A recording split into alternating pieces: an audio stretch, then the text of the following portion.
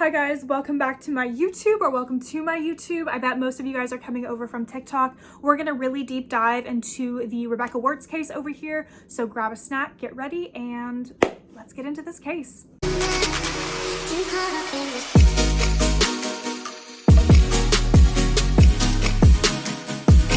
So I'm sure a lot of you guys are coming over from my TikTok because you got a little preview over there on what this case looks like. So basically, this woman named Jennifer reached out to me through DMs over Instagram and shared with me that her mother was murdered right in front of her.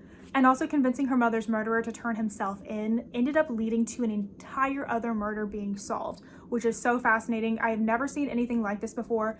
I will say that I'm gonna go into more detail over here than I did on the TikTok, and I will be addressing assault within this video. If that is triggering for you in any way whatsoever, please just don't put yourself through that. Click out of this video. I have other videos on my TikTok page that you guys can look through. I also, on my YouTube, have me just going through a haunted hotel if you want something a little bit more lighthearted than this.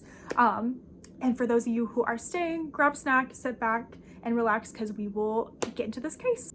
So I'm gonna have my mirror over here as well. Let me get you guys set up a little bit better. Okay, so Rebecca Wertz was born in 1952, and she ended up meeting a man and falling in love later on and having 4 kids with him. She had 4 girls named Shannon, Colleen, Kim, and of course Jennifer.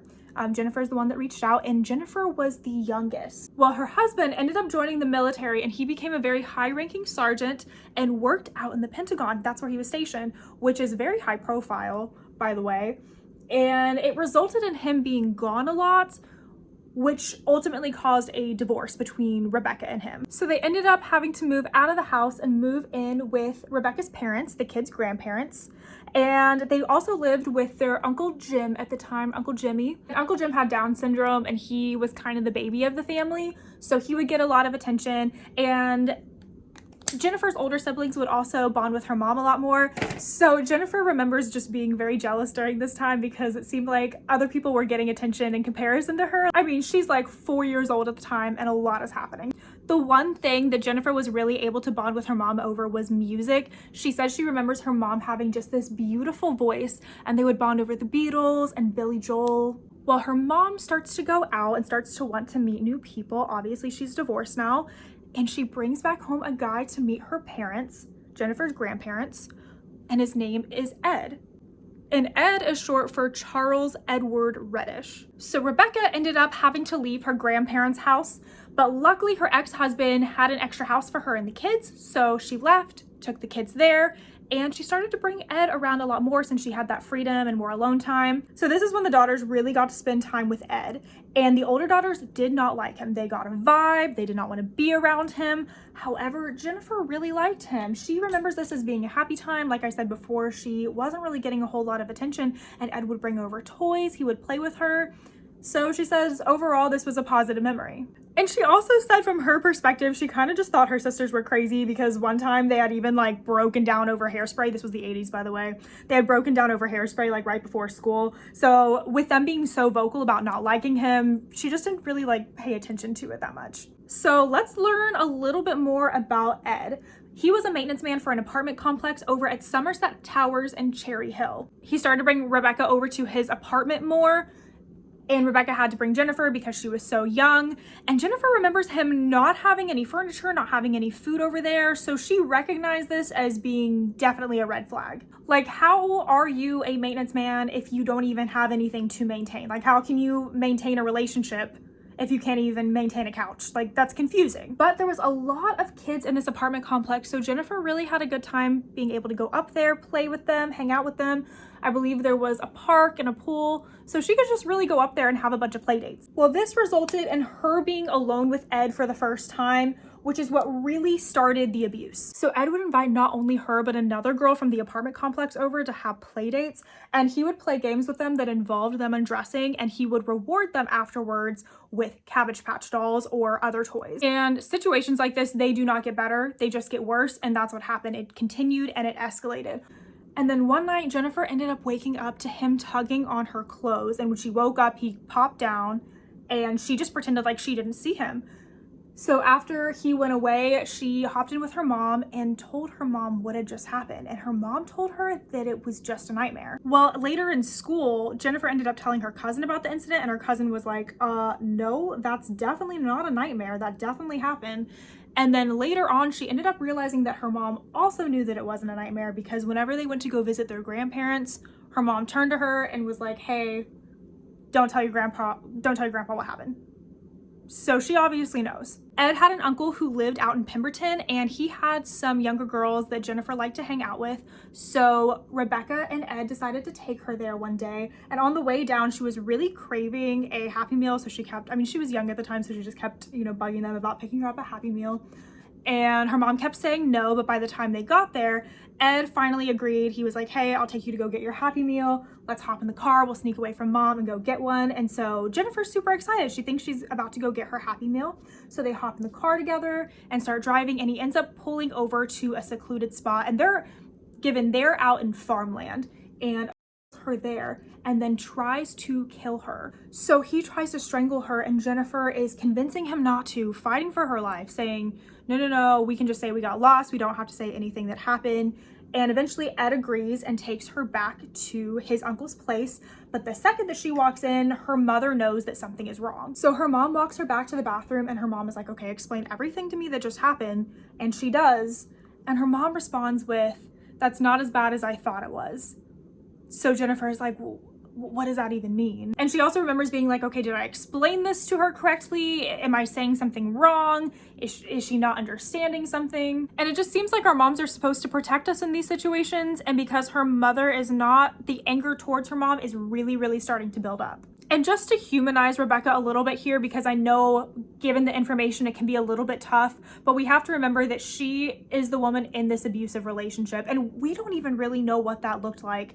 We don't know if she's also enduring the same abuse, if she's terrified to leave him, if he's threatening her. I would almost assume so. And then you hit her sister Kimmy's Sweet 16, where Ed is just making a fool of himself. He's flirting with all the younger girls. He's trying to get them to do drugs. And Jennifer's over there like looking at her mom like, is she brainwashed? Is she like, what is going on with my mom for her to be allowing this man into our lives? The second that her sisters turn 18, they're out of there. They're gone. They still don't know the abuse is going on, but Jennifer is still very much in it, and she continues to submit to it just because she has to do it in order to go anywhere, to do anything. And eventually it takes her sister Kimmy to get married and have a baby for her to put it together. So her sister Kimmy sets her mom down and is like, you need to leave this man, and you need to leave him now, or else I'm gonna get full custody. We all love Kimmy. So Rebecca sits down with Jennifer and ends up devising a plan, and she's like, okay, you're gonna go to school. It's gonna be your last day. You're gonna play your last hockey game, and then I'm gonna pick you up with a fully loaded car, and we're just gonna go. So she goes to school. It's her last day, but whenever the time comes, her mom shows up with Ed in the car. She really has no choice but to hop in the car with them and go home. And she's infuriated with her mom at this point. She's not speaking to her. She goes up, goes to bed, and her mom ends up waking her up in the middle of the night. She doesn't really know why. She just kind of pats her, and Jennifer's just so pissed at this point. She's ignoring her mom. She's over it. But she ends up waking up to an even more terrifying sound later that night. She wakes up to a bunch of thuds and goes to the top of the stairs to see her mother being punched. She remembers seeing Ed enraged like she has never seen him before. His eyes are black. He is talking gibberish. He's probably on something. And he doesn't even look like Ed anymore. Even though he is such an evil individual, like whatever was left in his soul is just gone. So she is yelling at him to stop, and he ends up actually throwing her onto the stairs. And she looks at her mom and sees that her mom's arm is broken. Her jaw is visibly broken. And this is truly one of the most, if not the most haunting story I think I've ever done. But what happens next is he picks her up and sits her next to her mother. And she remembers just thinking at the time, oh my gosh, I hope my mom looks over and sees that I'm here. But she, to this day, doesn't really know if her mom was even aware enough to know if she was there or not. And Ed comes back with a blanket and a hatchet. And what he does is he throws a blanket over Jennifer. And as you guys can imagine, he ends up murdering her mother with the hatchet. So Jennifer is a few feet from her mother while she is being murdered, and she is asking and screaming for Ed to stop. And in her head, she immediately starts coping and is like, this isn't happening, you know, this is not going down. And whenever he starts to come off of whatever he was on, he starts to ask Jennifer to kill him. He's like making fun of her and telling her that she's too chicken to do it. And she's like, I'm absolutely not going to do this. You need to turn yourself in. And I forgot to mention this, she's 14 at the time. Like, Jennifer's only 14 right now. So at the age of 14, she sits Ed down and is like, you can take a plea deal with the police if you turn yourself in. And after hours of Ed trying to think of other solutions, talking about unaliving himself and even abusing her, he eventually agrees to turn himself in. So what does he do? He calls his mother. I'm not really sure, and she's not really sure what exactly he said to his mom, but I guess his mom called the cops saying that, or asking for a welfare check, saying that someone might be hurt. So the cops that show up for this are not prepared for what they're about to walk into. So the police show up and Jennifer's sitting outside and they're like, does anyone need an ambulance? And Ed walks out and he's like, no, it's too late for that. So they arrest Ed, get Jennifer's statement, and put her into the back of the police car to take her to the hospital. And absolutely everything at this point is evidence, so she's not allowed to bring anything with her. So these people from the Child Advocacy Center come and bring her new clothes and help her, and she just remembers them being so nice and so kind to her. And now that Ed's arrested, they sit him down to start to question. And I didn't know this, but I guess as protocol, during questioning, you're supposed to ask the individual that's being interrogated if they've ever done this act before. And it, like, again, it's just protocol. So as they're in the process of writing no on his paperwork, he says yes. So let's get into the case of Dede Rosenthal. Dede was a 31-year-old woman who had moved from Canada to work with autistic children. And she worked at the Elwyn Institute and was actually staying at Somerset Towers in Cherry Hill, the place where Ed was a maintenance man at. She had left work at about 4:47 p.m. that day, and she withdrew money from the ATM, spoke to one of her friends, spoke to a guy that she had been dating, and apparently went back to her apartment, and she was never seen again. And after not showing up for work, which was completely out of her character, the Cherry Hill police were called and they showed up to her apartment and noticed a stack of newspapers outside of it as if she hadn't been there for a while. And once they got a warrant to search her apartment, they found no signs of forced entry. Nothing was out of the usual, so they had no idea what happened, no leads to go off of. And because they couldn't solve her case, she ended up getting her own episode on Unsolved Mysteries, which aired about 6 times between the years of 1993 to 1995. Several days later, Gloria Brown saw this flyer.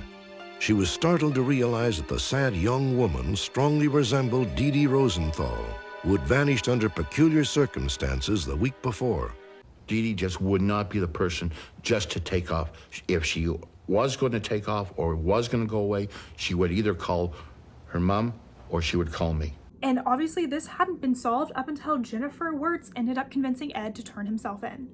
And Ed even brought up in his interrogation that he had seen her on Unsolved Mysteries. So that just is a whole other element of creepy, the fact that he was like watching that. And Ed thought that leading them to her body and telling them what happened would keep him from getting the death penalty, which the death penalty now in the state of New Jersey is illegal. So he doesn't have the death penalty either way now. So obviously during the interrogation, they're like, what happened? And Ed says because he was the maintenance man in her building, he knew how to break in through the window. So that's how he got into her apartment without any forced entry. And he attacked her and then smothered her and then rolled her up into a paint tarp, rolled her out, and put her into Rebecca's vehicle. Allegedly, because that still hasn't been proved yet. And according to him, he took her body and buried her somewhere around Salem County. The police, however, went to go look for her body and were never able to locate it. And this is why Jennifer thinks that her body is probably at his uncle's property somewhere with all that farmland. One of the saddest things from this case is that Dede's family ended up actually passing away without ever finding her body. And so they were never able to have like a proper funeral for her. They were never able to get like a proper burial, which breaks my heart. Okay, so I just went ahead and did my eyeliner off camera because I figured I wouldn't be able to do it on. I know the makeup looks a little insane right now. I think it's supposed to. So Jennifer ended up testifying her senior year of high school in 1999, and he got 3 life sentences and was originally, he had originally gotten the death penalty, but again, not allowed anymore. So he just has life without the possibility of parole. And honestly, the amazing thing is Shannon, her older sister, ended up taking her in. And she said she had a relatively normal rest of her teenage years. She went to a Catholic high school, she joined a cheerleading squad, and ended up getting a really, really good group of girlfriends. and just enjoyed the rest of, you know, what little like teenagehood, childhood she had left. And she's also very, very thankful for her sisters because they held her accountable. They kept her grades in check, her attitude in check, and ultimately did not let Ed win. And I really think that's one of the most like important things to take out of the story, is that she just got her life together and had that amazing support system there in order to help her. The reason that Jennifer really wanted her story out there is because she wants to use the message of breaking the silence when it comes to abuse, because so many people knew, so many people could have said something. And I mean, think about the other girl that was back at the apartment complex. I'm sure that there was other children that he was doing this to as well. It's so important to speak up. And I really just think this story was super important to get out there. It's very inspirational. I think it provides a lot of hope. And Jennifer took this completely traumatic, I can't even begin to put myself in her shoes, situation, and became this resilient mother out of this. So she is the mom of 2 girls now, and she'll be tagged and everything if you want to go check her out, say hi, or ask her any questions. And for the people who like me to do stories from followers or personal stories, anonymous stories, I actually think this is a really cool concept, because not only am I able to do a true crime, I'm also able to do a follower's personal story. We can like combine the two together. So hopefully everyone's happy with this, and I want to continue making videos for you guys on here. I really, really enjoy this.